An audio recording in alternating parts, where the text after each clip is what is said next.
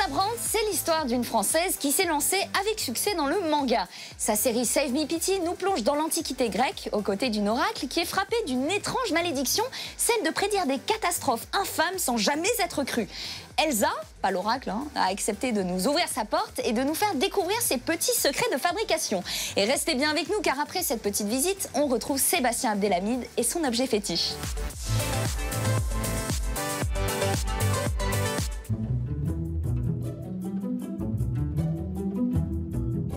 Nous avons eu la chance de rencontrer Elsa Brandt, originaire de Montpellier et auteure du mythologique Save Me Pity.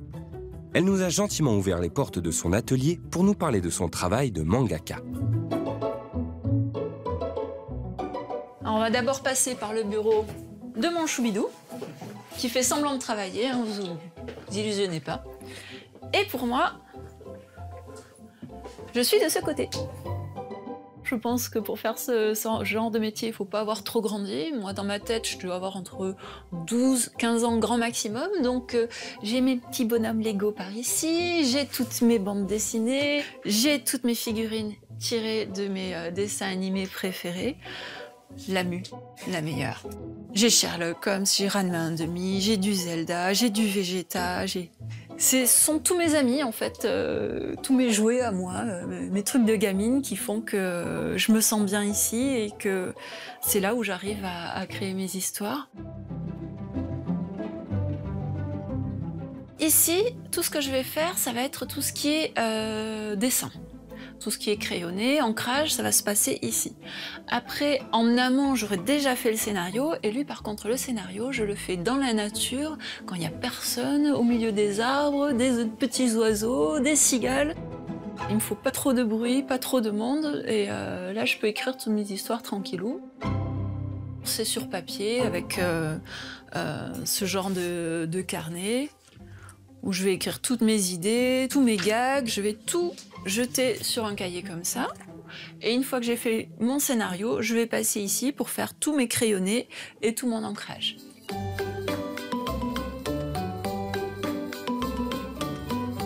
Qui dit création dit organisation. Contrairement à la machine de guerre nippone, l'industrie actuelle du manga français pousse les artistes à créer selon des méthodes artisanales. Quand je fais mes storyboards, c'est quelque chose qu'on appelle des petits bonhommes patates ou des petits bonhommes bâtons.